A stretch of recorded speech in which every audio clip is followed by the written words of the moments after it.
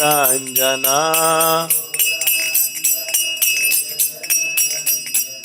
Yashodanandana Rajajana Ranjana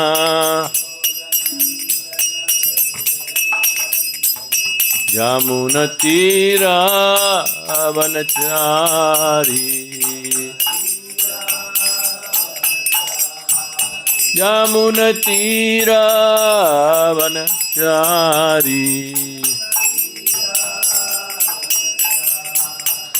Jaya Krishna Balaram Krishna Balaram Krishna Balaram Jaya Krishna Balaram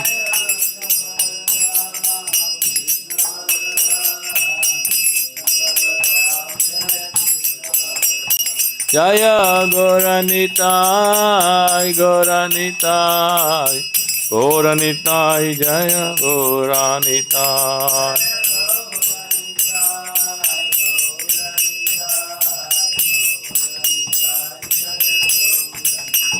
Jaya Radha Shyama Sundar Radha Shyama Sundar Radhe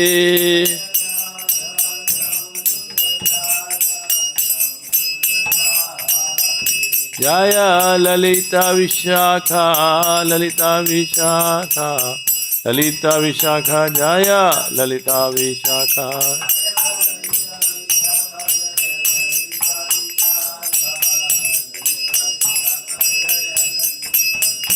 Jaya Vrindavana Dham Vrindavana Dham Vrindavana Dham Jaya Vrindavana Dham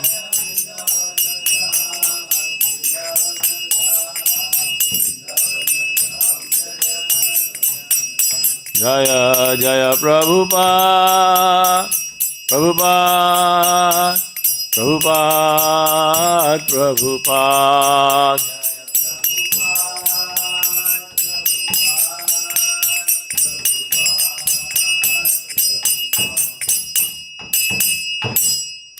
Jai Om Vishnupad Paramahansa Parivajakacharya Ashtotarsad His Divine Grace Asya Bhaktivedanta Swami Srila Prabhupada Maharaj Ki Jai समस्त वैष्णव आचार्य विंद की जय नाम आचार्य हरिदास ठाकुर की प्रेम से कहो श्री कृष्ण चैतन्य प्रभु नित्यानंद श्री अद्वैत गदाधर श्रीवासादि गौर भक्तवृंद की गौर प्रेमानंदे all glories to assembled devotees all glories to assembled devotees all glories to assembled devotees all glories to Guru and Gauranga जय श्री प्रभुपाद की जय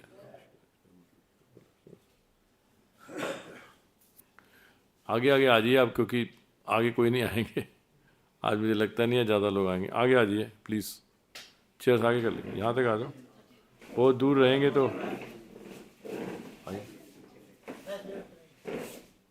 हाँ शाबाश थैंक यू आज ज़्यादा लोग नहीं आएंगे प्रभु जी रथ यात्रा है ना आज रथ यात्रा में गए होंगे सब के सब आते हैं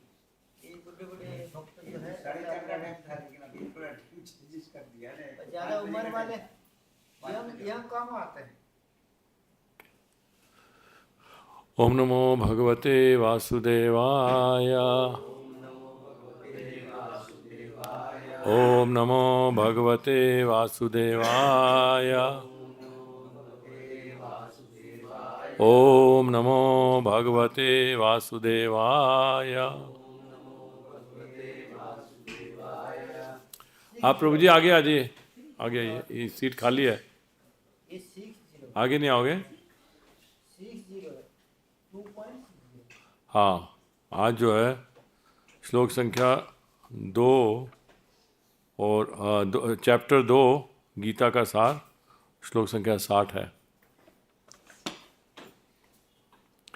ओम अज्ञानतिमिरान्धस्य ज्ञानञ्जनशलाकया चक्षुर्नमिलितं येन तस्मै श्रीगुरुवे नमः श्रीचैतन्यमनोभीष्टं स्थापितं येन भूतले स्वयंरूपा कदामयं ददाति स्वपदान्तिकं वन्देऽहं श्रीगुरो श्रीयुतपदकमलं श्रीगुरून् वैष्णवांश्च श्रीरूपं सागरजातं सहगण रघुनाथान्वितं तं सजीवं साद्वैतं सावधूतं परिजनसहितं कृष्णचैतन्यदेवं श्रीराधा कृष्णपादान् सहगणललिता श्रीविशाखान्वितांश्च हे कृष्ण करुणा सिन्धो दीनबन्धो जगत्पते गोपेश गोपिकान्त राधाकान्त नमोऽस्तुते तप्त कांचन गौरांगी राधे वृंदावनेश्वरी वृषभानुसुते देवी प्रणमामि हरिप्रिये वाञ्छाकल्पतरुभयश्च कृपा सिन्धुभ्येव च पतितानां पावनेभ्यो वैष्णवेभ्यो नमो नमः। श्री कृष्ण चैतन्य प्रभु नित्यानंद श्री अद्वैत गदाधर श्रीवासादि गौर भक्तवृंद हरे कृष्णा कृष्णा कृष्णा हरे हरे हरे राम राम राम हरे हरे। नमो विष्णुपदाय कृष्ण प्रेष्ठाय भूतले श्रीमते भक्तिवेदांत स्वामी निति नामिने नमस्ते सरस्वती देवे गौरवाणी प्रचारिणे निर्विशेष शून्यवादी पाश्चात्य देशतारिणे।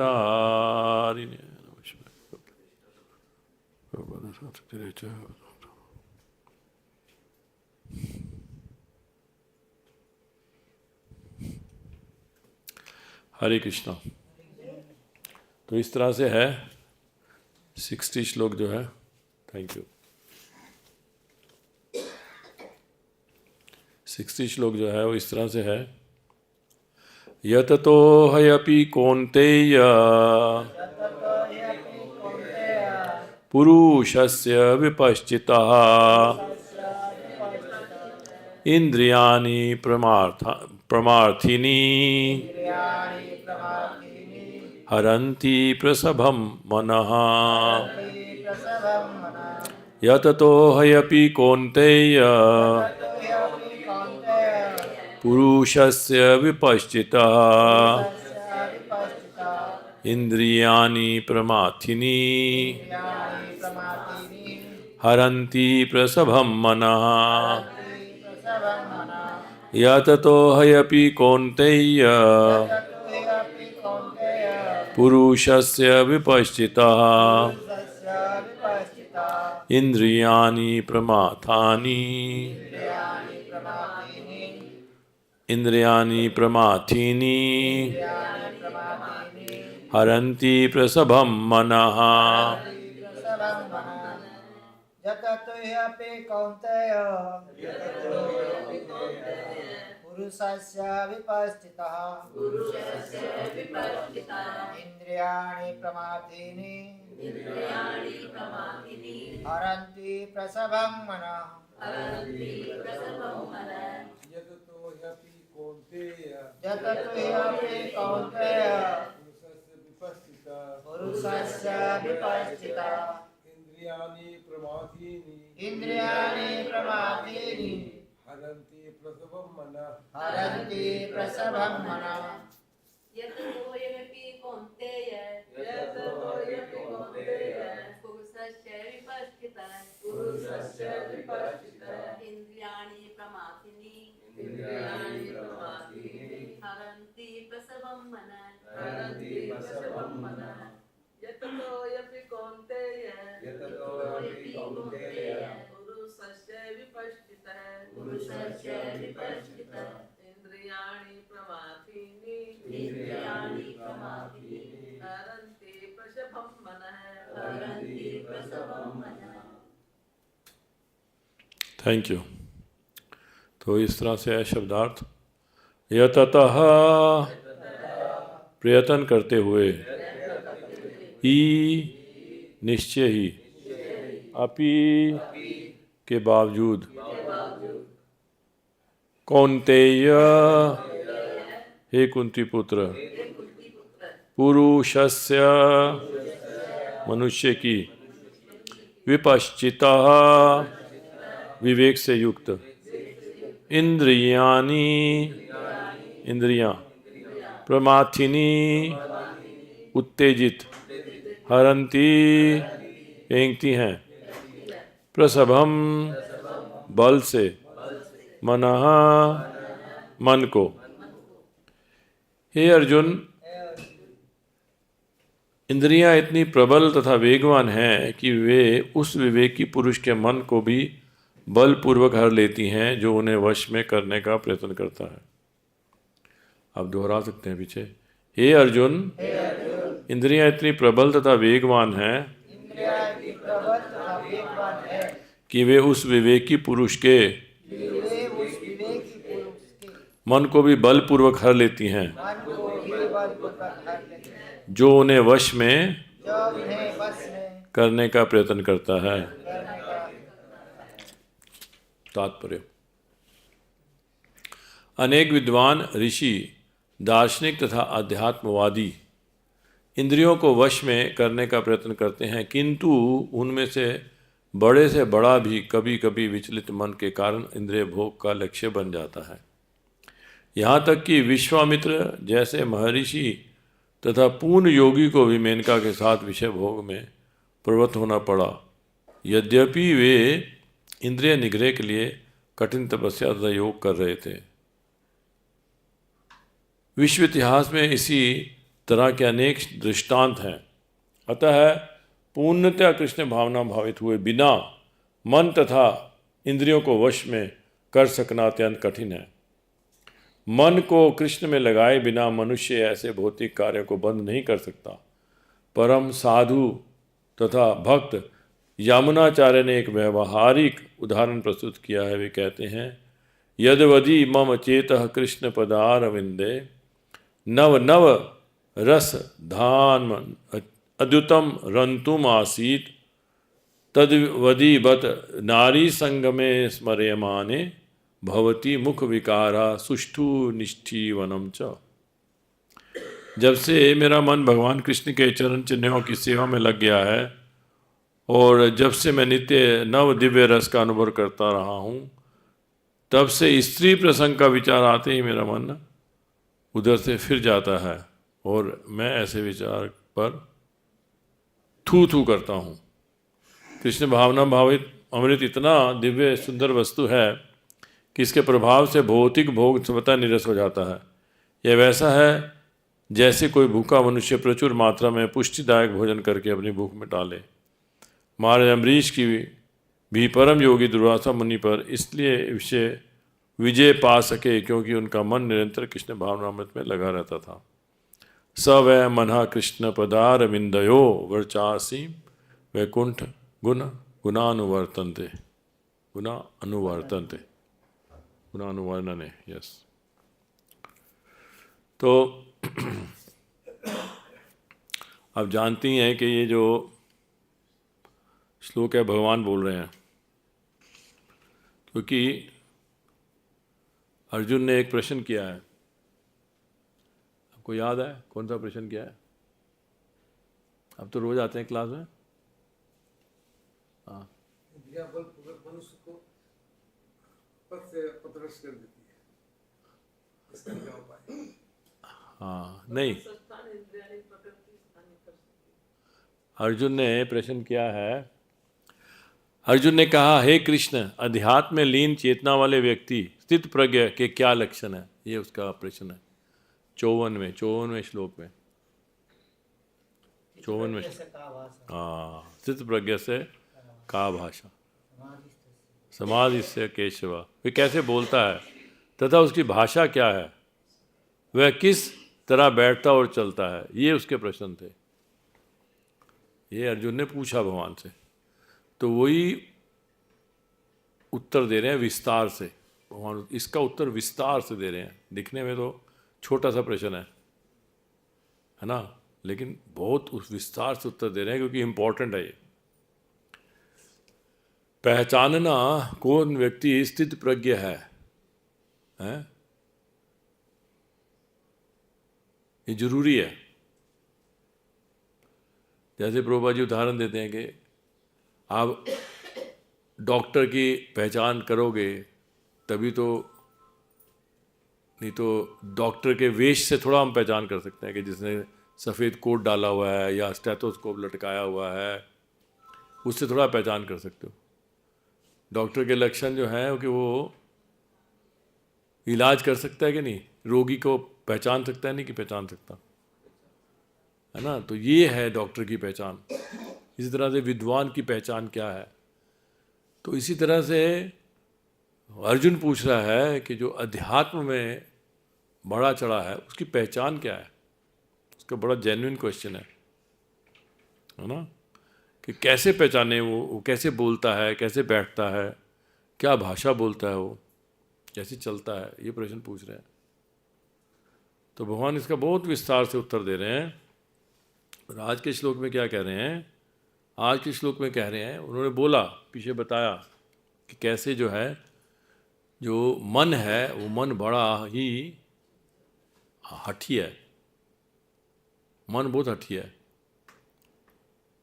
तो आप वैसे इंद्रियों को वश में कर सकते हो बाहरी तरीके पे, लेकिन अगर आपका मन जो है, जैसे पिछले श्लोक में बोला है ना, देहधारी जीव इंद्रिय भोग से भले ही निवृत्त हो जाए पर उसमें इंद्रिय भोगों की इच्छा बनी रहती है, लेकिन उत्तम रस के अनुभव होने पर वह ऐसे कार्यों को बंद करने पर वह भक्ति में स्थिर हो जाता है।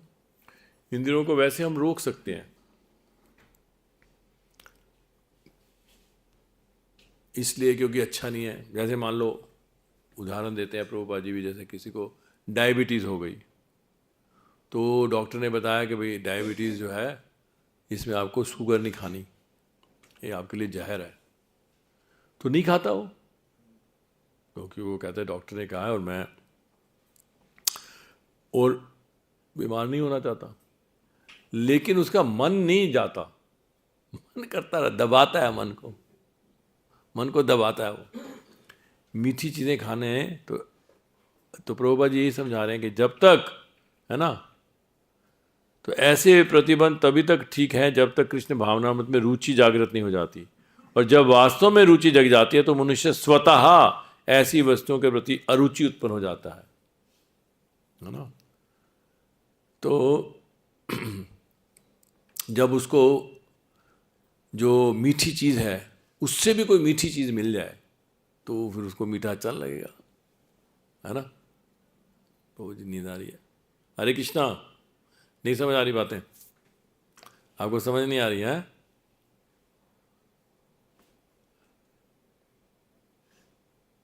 ये हमारे लिए बहुत ज़रूरी है हम जाने, क्योंकि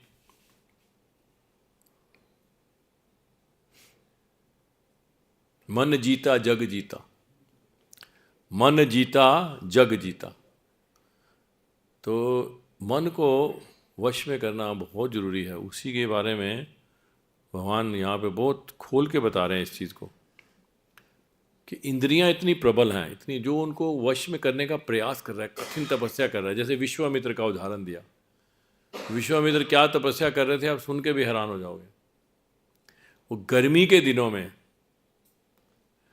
रेत के ऊपर मरुस्थल में, गर्मी के दिनों में मरुस्थल में चारों तरफ आग जलाते थे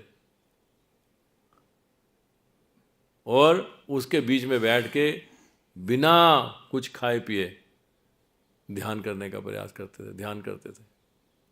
कितनी कठिन तपस्या सोचो, इसलिए कि उनकी इंद्रियां वश में आ जाए। लेकिन भगवान क्या कह रहे हैं कि इंद्रियां इतनी प्रबल तथा वेगवान हैं कि ऐसे विश्वामित्र के सामने भी जब मेनका आई तो तपस्या भंग हो गई। कितनी बड़ी तपस्या, कितनी कठोर तपस्या कर रहे थे, लेकिन इंद्रियां इतनी प्रबल तथा वेगवान है कि वे इस विवेकी पुरुष के मन को भी बलपूर्वक हर लेती हैं। इसी तरह का एक श्लोक आता है भागवतम में। भागवतम का जो 9वां स्कंद है, जिसमें ययाति महाराज की कथा आती है। 9वें श्लोक का जो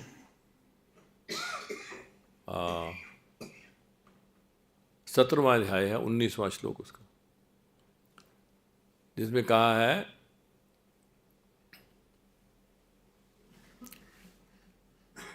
मात्रा स्वस्त्रा द्वित्रा वा, मात्रा स्वस्त्रा द्वित्रा वा। आपकी माँ है, बहन है या पुत्री भी है, उसके साथ आपको नहीं बैठना एक ही आसन पे, क्योंकि इंद्रियां इतनी बलवान हैं कि विद्वान अपि स आकर्षति, विद्वान व्यक्ति को भी आकर्षित कर लेती हैं। जो ये बात यहाँ पे कही है, इंद्रियां बहुत बलवान हैं। तो हमें कभी भी ये नहीं सोचना चाहिए कि मैंने बहुत तपस्या कर ली तो अब मैं इसके वश में नहीं आऊँगा। जैसे एक और उदाहरण है बहुत सुंदर, जैसे मान लो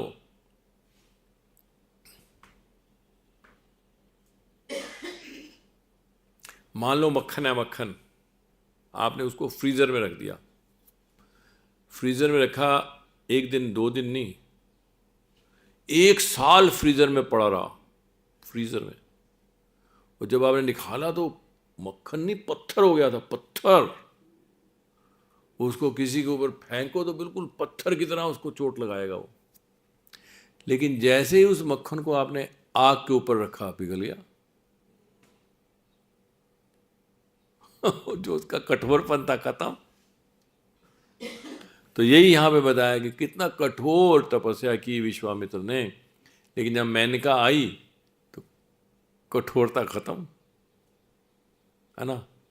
तो इसीलिए यहाँ पे दूसरा उदाहरण क्या दिया है, लेकिन परम साधु तथा भक्त यमुनाचार्य ने एक व्यवहारिक उदाहरण प्रस्तुत किया। वे कहते हैं, यदवदि मम चेत कृष्ण पदारविंदे, मेरा मन जो है कृष्ण के चरणों में लग गया है, नव नव रस धामन युद्धतः रंतुम आसीत, कि मैं नित्य नव दिव्य रस का अनुभव करता हूँ।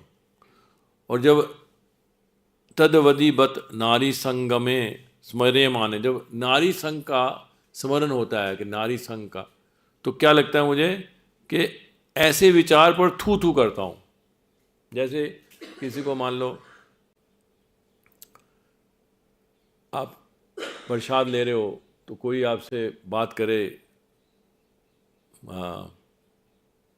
मल त्यागने की, या कोई और इस तरह से बात करे जो गंदा है, तो आपको कहते हैं ना क्या कर रहे हो आप।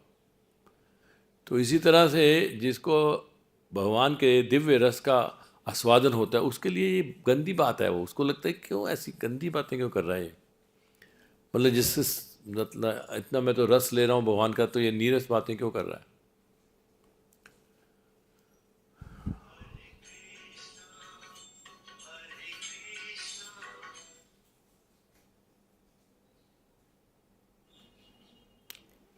तो इसीलिए ये बहुत इम्पोर्टेंट है कि हम कृष्ण भावना में उन्नति करें। इसलिए प्रभुपाद जी कह रहे हैं, कृष्ण भावनामृत इतनी दिव्य सुंदर वस्तु है कि इसके प्रभाव से भौतिक भोग स्वतः नीरस हो जाता है।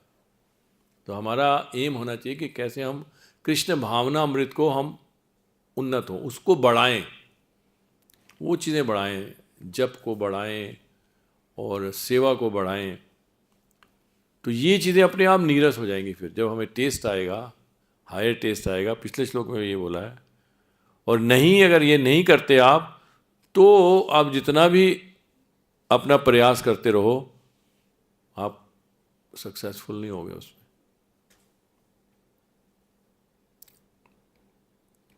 जब ये वाला श्लोक मैंने भागवतम का श्लोक बताया आपको, तो जिसमें कहा है कि हमें अपनी माता के साथ, अपनी बहन के साथ, पुत्री के साथ भी हमें एक ही आसन पर नहीं बैठना चाहिए। ये जब श्लोक जैमिनी ऋषि ने पढ़ा, तो जैमिनी ऋषि इससे सहमत नहीं थे। उन्होंने कहा कि व्यासदेव जी ने कुछ गलत लिख दिया है। यहाँ पे लिखना चाहिए विद्वान अपि न आकर्षति, विद्वान अपि न आकर्षति। और वेद व्यास जी ने लिखा है विद्वान अपि आकर्षति, कि विद्वान लोग भी आकर्षित हो जाते हैं। लेकिन होना चाहिए कि अपने माँ के प्रति, अपनी पुत्री के प्रति, अपनी बहन के प्रति इतना, ये बहुत इतना नज़दीकी रिश्ता है, इसके प्रति कैसे आप आकर्षित हो सकते हो कि आप उनके साथ सेक्स करो, उनके साथ संभोग करो। कैसे हो सकता है? ये गलत है। विद्वान अपनी ना आकर्षति, उन्होंने ऐसे लिख दिया।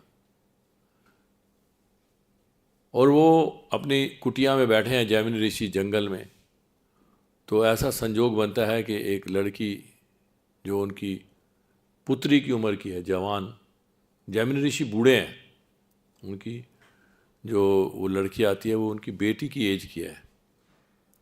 वो बाहर बहुत बरसात हो रही है, बहुत तेज़ बरसात हो रही है, आंधी तूफान। तो उसके सारे कपड़े भीग गए हैं, सारे कपड़े उसके चिपके हुए हैं उसके साथ, शरीर के साथ। जब अंदर आती है तो कहती है, महाराज मैं तो भटक गई हूँ रास्ता, रात का समय है, तो क्या करूँ? कहते हैं कोई बात नहीं बेटी, तुम ऐसा करो, तुम ये कुटिया में आराम करो, मैं बाहर बड़ का पेड़ है उसके नीचे मैं सो जाऊँगा। हमें तो आदत है, तो जंगल में रहते हैं, हमें फ़र्क नहीं पड़ेगा। लेकिन हाँ, एक बात ज़रूर कह रहा हूँ कि अगर कोई रात को दरवाज़ा खटखटाए तो आप खोलना नहीं, चाहे मैं ही क्यों ना हूँ, चाहे मैं ही आऊँ तो दरवाज़ा नहीं खोलना, अंदर से सांकल लगा लो। तो कहती है ठीक है महाराज। वो सांकल लगा लेती है और सो जाती है वो। अब इधर जैमिनी ऋषि जब बाहर बड़ के पेड़ के नीचे लेटते हैं तो उनकी आंखों के आगे वही नज़ारा आ रहा है, बार बार उस लड़की को देख रहे हैं, भीगी हुई, सारे उसके कपड़े जो हैं उसके शरीर के साथ चिपके हुए। तो बहुत प्रयास करते हैं हटाने की, ये क्या हो रहा है, ऐसे क्यों सोच रहा हूँ मैं, ये ऐसे मेरी बेटी समान है, ऐसे क्यों सोच रहा हूँ, बड़ा अपने विचार करते हैं। वो हटता ही नहीं है, वो चेहरा जाता ही नहीं है। तो जैमिनी ऋषि फिर आते हैं और खड़काते हैं दरवाज़ा, दरवाज़ा खोलो, मुझे नींद नहीं आ रही, बाहर बहुत आंधी तूफान है। तो कहती है कौन?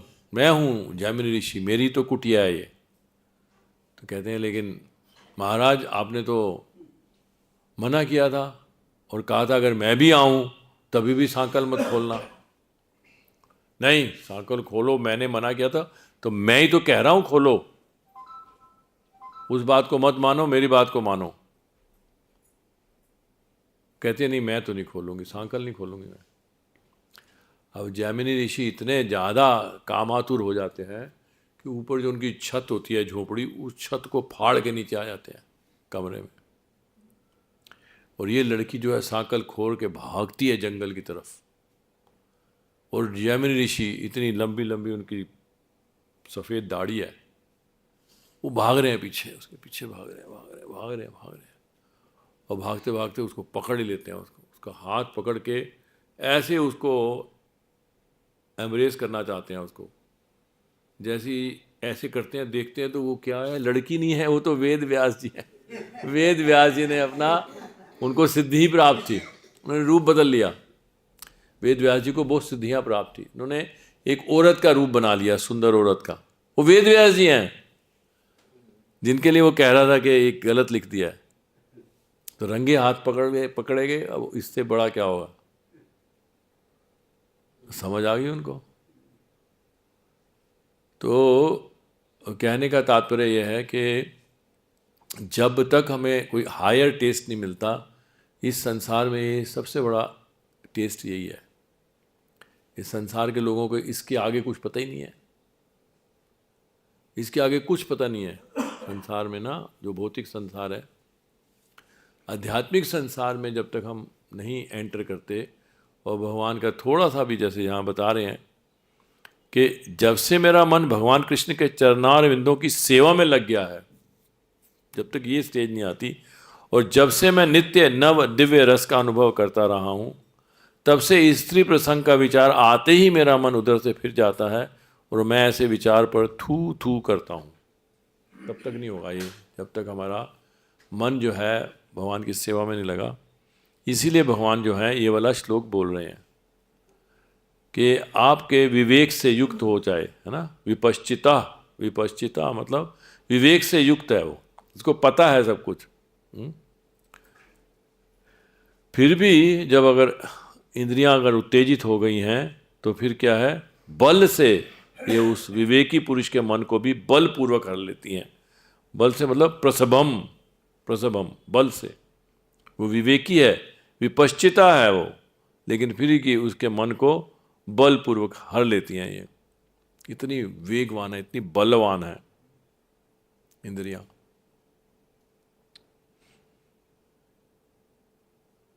तो ये जो है भगवान इसका उत्तर दे रहे हैं कि कैसे वो बैठता है, कैसे चलता है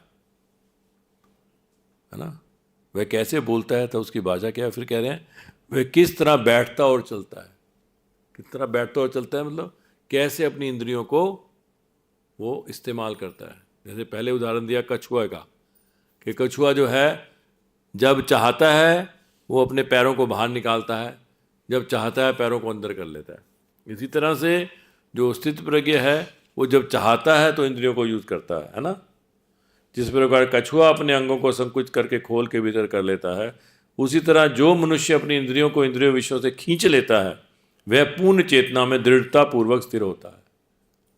लेकिन यहाँ पे उल्टी बात बता रहे हैं कि खींचने का जो प्रयास कर रहा है वो खींचता भी है, लेकिन अगर भगवान की सेवा में नहीं लगा तो वो भी फेल हो सकता है। आगे की बात ये बता रहे हैं, यत तो हयपि कौनते हैं। इंद्रियां इतनी प्रबल तथा वेगवान है कि उस विवेकी पुरुष के मन को भी बल हार लेती हैं, जो प्रयास कर रहा है कि मैं अंदर कर लूंगा अपनी इंद्रियों को। जब है ये इसी श्लोक के आगे इसी का उल्टा बोल रहे हैं। उसी तरह जो मनुष्य अपनी इंद्रियों को इंद्रियों विषयों से खींच लेता है वह पूर्ण चेतना में दृढ़ता पूर्वक स्थिर होता है। तो यहाँ बता रहे हैं कि इतना आसान नहीं है खींचना, क्योंकि इंद्रियां बहुत ही वेगवान है। अनलेस एंड अनटिल आप भगवान की सहायता मिले, भगवान का सहयोग मिले, भगवान की कृपा हो, तो ये इतना आसान नहीं है।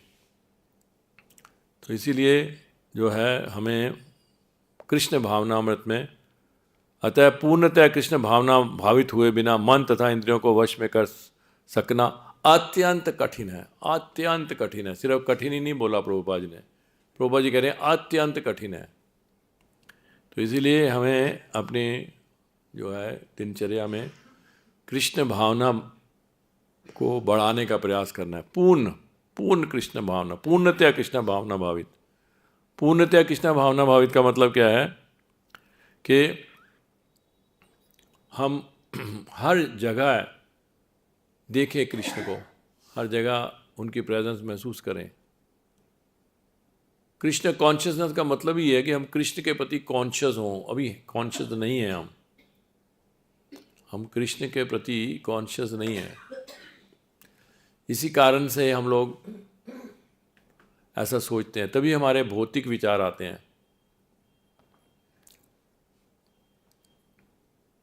जैसे प्रहलाद महाराज हैं, हिरण्यकशिपु हैं। प्रहलाद महाराज से हिरण्यकशिपु पूछता है कहाँ है तेरे भगवान? भगवान भगवान करता रहता तो सारा दिन, हरे कृष्णा कहाँ है तेरे, हरे कृष्णा कहाँ है तेरे, हरे कृष्णा। तो प्रहलाद महाराज कहते हैं पिताश्री वो तो कन कन में विराजमान है, सब जगह है। तो जो ये है कृष्ण भावना भाव, पूर्णतया कृष्ण भावना भावित होना, उसको कहीं ऐसा जगह नज़र नहीं आ रही जहाँ भगवान कृष्ण नहीं है। और हिरण्यकशिपु को भगवान नजर ही नहीं आ रहे वो दूसरी एक्सट्रीम है। इतना बड़ा नास्तिक है कि उसको भगवान नजर ही नहीं आ रहे कहीं पे भी। तो फिर वो सोचते हैं कि मेरा बेटा पागल है। तो कहते हैं अच्छा इस खंबे में है। वो सोचता है खंबा तो मैंने खुद ही अपने सामने बनवाया था, जब महल बना था खुद इसमें मैंने लोहा डाला था, सब कुछ सीमेंट डाला था। तो उसको चैलेंज करने के लिए इस खंबे में है भगवान। कहते हैं हाँ। तो भगवान प्रकट हो जाते हैं। तो ये है पूर्णतया कृष्ण भावना भावित होना। जो पूर्णतया कृष्ण भावना भावित है उसको समझ आती है कि जो चीज़ आपको कृष्ण से अलग नजर आ रही है वो माया है। माया आपको कृष्ण से अलग करती है, ये समझना चाहिए हमें। कृष्ण से अलग कुछ नहीं है। अगर आपको नजर आ रहा है कृष्ण से अलग तो माया में हो आप। कैसे कह सकते हैं हम माया में हैं? क्योंकि कई चीज़ें हमें कृष्ण से अलग नजर आ रही हैं। इसीलिए हम बोलते हैं पॉलिटिक्स है, ये सब पॉलिटिक्स है, ये है वो, तरह तरह की हम बातें करते हैं ना। ये ग्रुपिज़म है, यहाँ पे भी पॉलिटिक्स है, क्योंकि हम कृष्ण का हाथ देख ही नहीं रहे, दूसरे हाथ देख रहे हैं हम।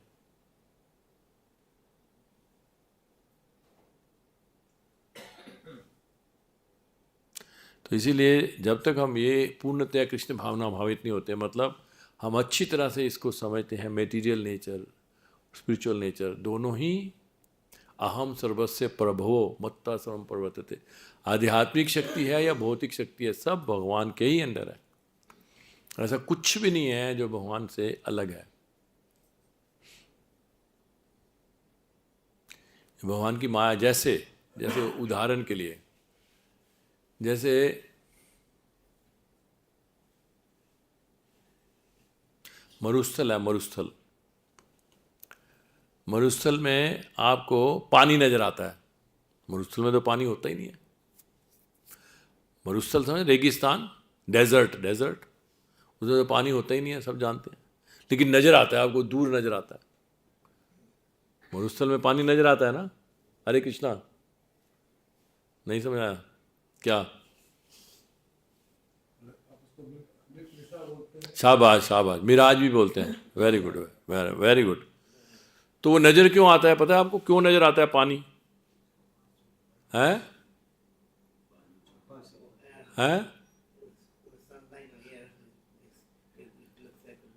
शाबाश, very good. Because of sun, because of sun आपको पानी नजर आ रहा है। पानी का एग्जिस्टेंस नहीं है तो ये माया है, पानी तो है नहीं, लेकिन सन आपको पानी नजर दिखा रहा है। एग्जैक्टली इसी तरह से भगवान से अलग कुछ नहीं है, क्योंकि भगवान अपनी माया शक्ति से आपको अलग नजर दिखाते हैं कि ये देखो अलग है। जैसे सूर्य आपको दिखा रहा है ये पानी है, पानी नहीं है वहां पे, लेकिन सूर्य अपनी शक्ति से दिखाते देखो पानी है। इसी तरह से भगवान से अलग कुछ नहीं है। भगवान की माया शक्ति इतनी स्ट्रांग है कि आपको दिखाती है नहीं अलग है, ये तो भगवान से अलग है। मैं मेहनत करके आगे बढ़ सकता हूं, मैं हूं, आई एग्जिस्ट, मैं हूं, मैं अहंकार, अहंकार के कारण जो है आप इन सारे अनर्थों के कारण, अहंकार ही तो था हिरण्यकशिपु में, अहंकार था ना कि मैं अपनी तपस्या से मैं तो भगवान बन गया हूं, इसलिए तो उसको नजर नहीं आ रहे भगवान। तो भगवान की ही माया के कारण जो है हमें भगवान से अलग चीजें नजर आती हैं। ये भी हमें समझना है अच्छी तरह से। भगवान के अलावा कुछ नहीं है जो आपको अलग नजर आ रहा है, वो माया ही है, भगवान की शक्ति है। ये भागवतम में कहा है, चतुर्श्लोकी भागवतम जो है, सेकंड कैंटो के 9th चैप्टर में चतुर्श्लोकी भागवतम बोल रहे हैं भगवान ब्रह्मा जी को। 4 श्लोक बोल रहे हैं, उसमें एक श्लोक में यही बोल रहे हैं कि हे ब्रह्मा जी, आपको कुछ ऐसा नजर आता है जो मेरे से अलग नजर आता है, वो माया है। माया यही है जो आपको मेरे से अलग नजर आता है, भगवान से अलग कुछ भी नहीं है। ये है पूर्णतया कृष्ण भावना भावित हुए बिना। अतः पूर्णतया कृष्ण भावना भावित हुए बिना मन तथा इंद्रियों को वश में कर सकना अत्यंत कठिन है। और अगर हम पूर्णतया कृष्ण भावना में हो जाते हैं, मतलब इस चीज़ को हम प्रयास करते हैं, इसका अभ्यास करते हैं कि भगवान से अलग, भगवान का हाथ देखते हैं हर चीज़ में, हर चीज़ में भगवान का हाथ देखते हैं। जैसे आज सुबह भी his holiness Loknath Swami Maharaj lecture दे रहे थे, ये बोल रहे थे कि भगवान जब मारते हैं तभी भी अच्छा कर रहे हैं हो, नहीं तो हम तो कहते हैं कि किल उसको मार दिया है, हाँ यस, तो मारते हैं तभी। भगवान कोई ऐसा कार्य करते ही नहीं है जो अच्छा नहीं है, यही तो भगवान है। यही हमें समझना है कि भगवान के जो सारे कार्य, ये जब हमें समझ आएगा कि भगवान हमारे प्रेमी हैं, भगवान हमारे संरक्षक हैं, भगवान हमें अपने पास बुलाना चाहते हैं, सारी अरेंजमेंट उनका इसीलिए है। जब हम ये चीज़ को समझेंगे तभी हमें पूर्णतया कृष्ण भावना भावित होंगे। हम इसी चीज़ का अभ्यास करना है। कहीं भी हमें जब नज़र आए कि भगवान से अलग चीज़ें हम देख रहे हैं तो हमें समझना चाहिए कि ये माया है, इसको दूर करना है। तो दूसरी चीज़ों को हमें बढ़ाना है, हमें ज़्यादा अच्छी तरह से जप करना है, ज़्यादा अच्छी तरह से हमें जो भी सेवा है उसमें एब्जॉर्ब होना है। वो चीज़ आपको निकालेगी इससे, ना कि और प्रयत्न करें हम इधर उधर के जो मटेरियल प्रयत्न करते हैं हम, भौतिक अरेंजमेंट करते हैं हम। भौतिक अरेंजमेंट जो है वो कोई अरेंजमेंट नहीं है, वो एक धोखा है। भौतिक अरेंजमेंट कोई अरेंजमेंट नहीं है। जैसे आपने जैसे सुना भी होगा, गीता संसार सुना आपने? गीता संसार, गीता संसार क्या है? एक ब्रह्मचारी था, उसके पास एक गीता थी। ब्रह्मचारियों के पास थोड़ा सा सामान होता, एक ही गीता थी। तो गुरुजी ने कहा था रोज भगवत गीता पढ़नी है आपको, रोज, ये मेरा ऑर्डर है। रोज पढ़ता था भगवत गीता वो। अब एक दिन जब वो पढ़ रहा था, देखा कि कुछ पन्ने चूहे ने कुतर लिए हैं, कुछ पन्ने चूहा कुतर गया है। तो उसको चिंता हुई, कहते ये तो धीरे धीरे सारी मेरी गीता ही खा जाएगा, तो मैं गीता कहाँ से पढ़ूंगा, एक ही कॉपी है मेरे पास। तो उसने डिस्कशन किया आस पड़ोस में, क्या करूं मैं, प्रॉब्लम होगी, क्या करूं। उन्होंने कहा इसमें क्या है, बिल्ली ले आओ एक, बिल्ली के आते ही चूहे भाग जाएंगे, जैसे म्याऊं करेगी सारे चूहे भाग जाएंगे, कोई प्रॉब्लम नहीं होगी। तो बिल्ली ले आया, और वाकई बात सच थी, बिल्लू के आते ही सारे चूहा कोई नजर ही नहीं आ रहा। लेकिन जब वो पढ़ने बैठा तो बिल्ली आगे बैठ गई उसके बाद, मियाओ मियाओ मियाओ। वो डिस्टर्ब होने लग गई, मियाओ मियाओ कर रही है। भूखी थी बेचारी, क्या करे वो कह रही मुझे लाए हो तो कुछ खाने को दो। तो सब फिर लोगों के पास गया, अब क्या करूं, आपकी प्रॉब्लम मेरी तो सॉल्व नहीं हुई, एक और प्रॉब्लम आ गई। कहते हैं इसमें क्या है, गाय ले आओ, दूध ही तो चाहिए बिल्ली को, गाय पाल लो। गाय पाल लेता है, गाय पालता है, उसका दूध बिल्ली को पिलाता है, तो बिल्ली म्याऊं म्याऊं करना बंद कर देती है, भूख आती नहीं है उसको। लेकिन अब अगर सारा दिन उसका जो है गाय की सेवा में चला जाता है, वो टाइम ही नहीं है गीता पढ़ने का, गीता पढ़ने का टाइम ही नहीं है। अब जाता है फिर अपने जो उसके जानकार लोग हैं उनसे सलाह लेने कि अब क्या करूं, गीता पढ़ने का टाइम ही नहीं है, सारा दिन मेरा चला जाता है। कहता है शादी कर लो, इसमें क्या है, शादी कर लो, बीवी आएगी, तुम्हारा बिल्ली का भी ध्यान रखेगी, तुम्हारी गाय का भी ध्यान रखेगी, तुम्हारे घर का भी ध्यान रखेगी, तुम मजे से बैठ के गीता पढ़ना। तो ये तो अच्छा है। वो शादी कर लेता है, प्रभु जी शादी कर लेता है, तो बात तो सच थी, वो आती है सब संभालती है, गाय की चिंता नहीं उसको बिल्ली की चिंता नहीं, कोई चिंता नहीं।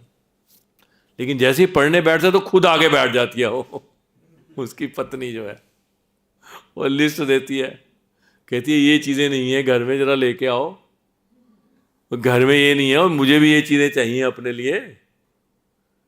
कहते हैं मैं लेके आऊँ, कहाँ से लेके आऊँ, मैं तो ब्रह्मचारी हूँ, कहाँ से लेके आऊँ।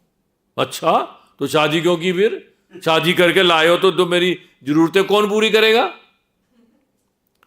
तो वो नौकरी कर लेता है, जब उसने बात करता है तो कहते हैं नौकरी कर लो, सिंपल सॉल्यूशन, भाई नौकरी कर लो। अब गृहस्थ में चलेगा तो नौकरी तो करनी पड़ेगी ना, वो नौकरी कर लेता है। नौकरी कर लेता है तो टाइम का, सुबह जाता है रात को आता है, थका आ रहा तो नींद आ रही होती है, वो थोड़ा सा कुछ खाता है, जो भी भूख भी नहीं होती, वो सो जाता है। थोड़े दिनों बाद गुरुजी आते हैं घूमते फिरते हुए, कहते हैं मैं अपने शिष्य का हाल देखूं, क्या कितनी उन्नति किया उसने।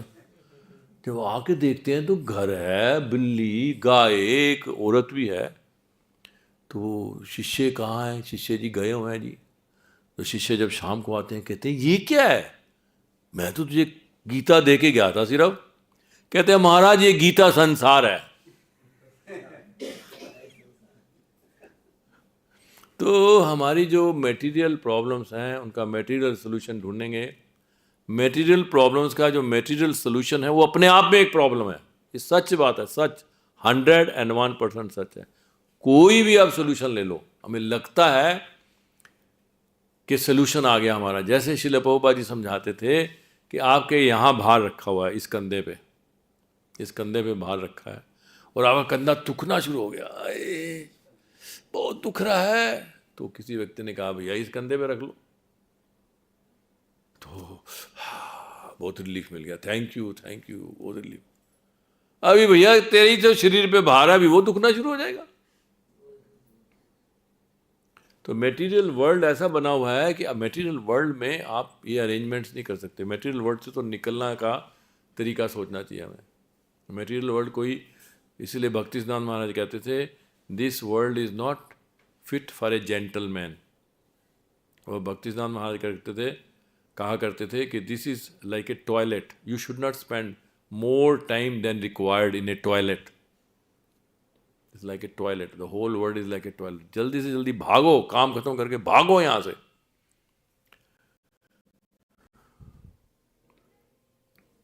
तो इसीलिए ये स्पिरिचुअल सॉल्यूशंस हैं जो प्रभुपाद जी हमें दे रहे हैं, हायर टेस्ट। मटेरियल वर्ल्ड में कोई भी चीज़ जो है वो, जैसे हम कॉन्फ्रेंस हॉल में बैठे हैं, बहुत अच्छी तरह से हमें लाइटें भी हैं, कितनी सुंदर सुंदर लाइटें हैं, क्या बढ़िया है ना, और एसी लगा हुआ है कि नहीं, ठंडी हवा, गर्मी भी नहीं लग रही, हालांकि पंखे भी नहीं चल रहे, तभी भी देखो कितनी बढ़िया हवा है। नरेंद्र ले लो, निकाल लो उसमें से, ले लो, फोन को उठा लो ना, हाँ बाहर जाके देख लो कौन है। लेकिन अब ये देखो यहाँ पे जो है ऐसा लग रहा है कि मतलब सूर्य की कोई ज़रूरत ही नहीं है, क्योंकि सूर्य जैसे हमने कितने सारे सूर्य इकट्ठे कर लिए यहाँ पे, लेकिन सूर्य के बिना आप इलेक्ट्रिसिटी नहीं सोच सकते। ये इलेक्ट्रिसिटी जो है सूर्य की देन है, आप समझ रहे हो कैसे सूर्य की देन है? हैं? सूर्य प्रकाश से इलेक्ट्रिक, कैसे? सूर्य का प्रकाश से ही जो इलेक्ट्रिक उत्पन्न होता है ना, सोलर लगाता है उसमें से। सोलर तो अब आया है, इससे पहले क्या इलेक्ट्रिसिटी तो इससे पहले ही है। पानी से भी होता है। पानी से कैसे? पानी से बिजली पैदा होती है, और पानी सूरज से, बादलों से पानी बनता है, बादल सूरज की किरणों से होते हैं, इस आपस में सब जुड़े हैं। हाँ शाबाश। सूर्य जो है वो पानी खींचता है, सूर्य समुद्र से पानी खींचता है, और उनको फिर पहाड़ों पे बादल बनते हैं, पहाड़ों पे जम जाता है वो, और फिर जो वहाँ से नदियाँ आती हैं प्रेशर से, तो टरबाइंस को चलाती हैं तो बिजली बनती है। दूसरी बिजली बनती है जो कोयले वगैरह से, वो भी सूर्य के गर्मी से ही बनते हैं, नीचे ज़मीन के नीचे सूर्य की गर्मी के कारण बनते हैं। और ये जो आप कह रहे हो लेटेस्ट, वो तो डायरेक्ट ही है सोलर, तो सूर्य की तो देन है ये। और हम सोच रहे हैं कि हम पर्दे लगा देते हैं अच्छी तरह से, सूर्य की तो ज़रूरत ही नहीं है हमें, हमने तो देखो लाइट लगा ली, सूर्य की ज़रूरत ही नहीं है।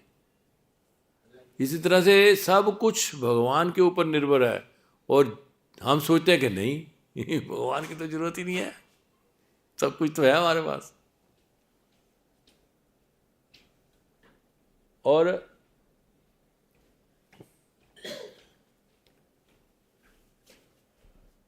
अब हमने एसी लगा दिया, लेकिन आपको पता है एसी का नुकसान भी है बहुत बड़ा, पता है आपको क्या है? आप जो बाहर निकाल रहे हो अपनी हवा सांस के जरिए, गंदी हवा, वही तो ले रहे हो वापस, नहीं? या साफ हवा ले रहे हो? अगर आप दरवाजे खोल, फ्रेश एयर कहाँ से आ रही है? यही हवा जो बाहर निकाल रहे हो वही ले रहे हो वापस। बाहर से तो कोई हवा आ नहीं रही, क्योंकि बाहर से हवा आएगी तो गर्मी भी आएगी, साथ में गर्म हवा आएगी। आपको एयर टाइट करना पड़ेगा ना अगर एसी का इफेक्ट चाहिए, कि नहीं? जैसे आप गाड़ी में जा रहे हो, मान लो, और दरवाजे खोल दो और एसी चला लो, तो एसी का इफेक्ट आएगा? ज़ीरो इफेक्ट आएगा। ऐसी दरवाजे खोल दो, खिड़कियाँ खोल दो, 4 एसी लगा लो, क्या इफेक्ट आएगा? आपको एयर टाइट करना पड़ेगा। जैसी एयर टाइट करोगे, गंदी जो बाहर निकाल रहे हो वही हवा अंदर ले रहे हो आप, तो कहाँ से आपका सेहत अच्छी होएगी?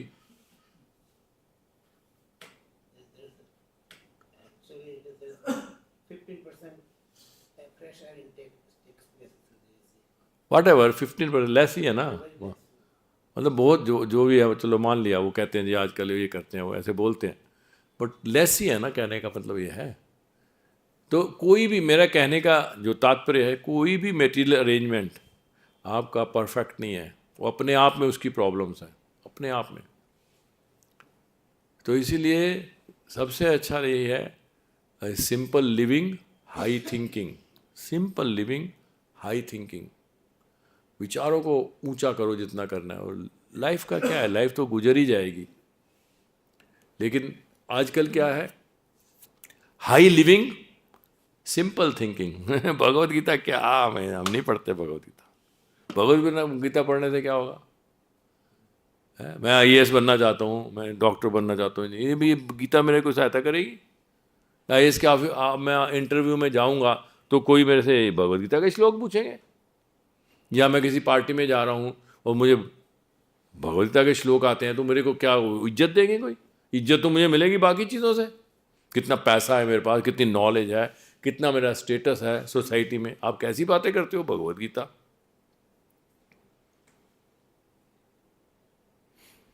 तो ये मटेरियल अब फंसे हुए हैं, मतलब संसार यही संसार है, एक के बाद एक।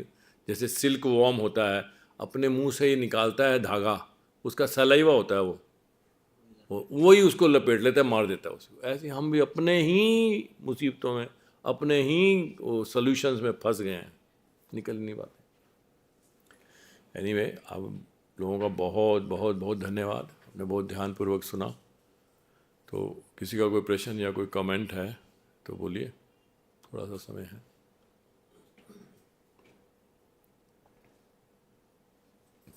हम तो समझते हैं कि जैसे हर इलेक्ट्रॉनिक सामान के साथ एक मैनुअल आता है कि उसको कैसे चलाना है, तो जिंदगी को कैसे चलाना है उसका मैनुअल भगवत गीता ही है। वेरी गुड, एक लाइन बहुत अच्छा। उसको मैनुअल को अच्छी तरह से पढ़ना है। मैनुअल की बहुत सारी डिटेल्स हैं। जैसे जैसे एप्पल का फ़ोन है, इसमें बहुत सारे फंक्शंस हैं, ज़्यादा फंक्शंस हम नहीं यूज़ करते उसके। अगर आप सारे फंक्शंस इसके यूज़ करो तो आपको पता लगेगा कि क्यों इसकी कीमत इतनी ज़्यादा है। बहुत फंक्शंस हैं एप्पल के, कोई भी फ़ोन, मोबाइल फ़ोन में बहुत सारे फंक्शंस हैं, हम नहीं यूज़ करते। इसी तरह से भगवत गीता हमें भगवान के धाम लेके जा सकती है, ये बहुत डिटेल्स हैं इसमें। हाँ, इसलिए इसको अगर हम इसको पढ़ें ध्यान से, तो शुरू में ही बताया है कि आपके जीवन से भय खत्म हो जाएगा, शोक खत्म हो जाएगा। अगर अभी भी हमारे दिल जीवन में भय है या शोक है, चिंता है, इसका मतलब हमने भगवत गीता को ध्यान से पढ़ा ही नहीं है। और पढ़ें दोबारा। मेरे लड़के ने इसको पढ़ी एक बार, दो बार, अभी उसका क्या हो गया, उसके कंपनी में किसी आदमी को नौकरी छूट गई, तो भगवत गीता उसको पढ़ी, बोलता है देखिए आप हिंदू कन्वर्ट नहीं कर रहा हूँ, क्योंकि अमेरिका में हम आपको कन्वर्ट नहीं कर रहे हैं, लेकिन अभी आपके मन में जो बात आ रही सब कैसे आपको, और जो लोग उसमें पढ़ते हैं वहाँ वापस को बोलते हैं हाँ तुमने बहुत बढ़िया। यस, वेरी गुड, शाबाश। तो ये भगवत गीता तो साइंस है एक, वेरी गुड, बहुत अच्छी बात है, बांटनी चाहिए हमें। और दूसरी बात यह है कि अगर जितनी भगवत गीता प्रभुपाद जी किताबों को बांटेंगे, प्रभुपाद जी खुश होंगे, और प्रभुपाद जी की अगर कृपा मिलेगी तो क्या चाहिए फिर। यस्य प्रसादात भगवत प्रसादो। अगर प्रभुपाद जी खुश हैं आपसे तो भगवान खुश हैं सीधा।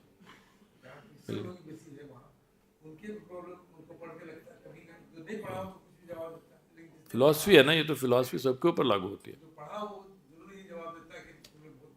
Yes, very good. और किसी का कोई प्रश्न या कुछ? Okay okay, thank you. Okay, thank you Prabhu ji, thank you. Hare Krishna. Srila Prabhupada की जय।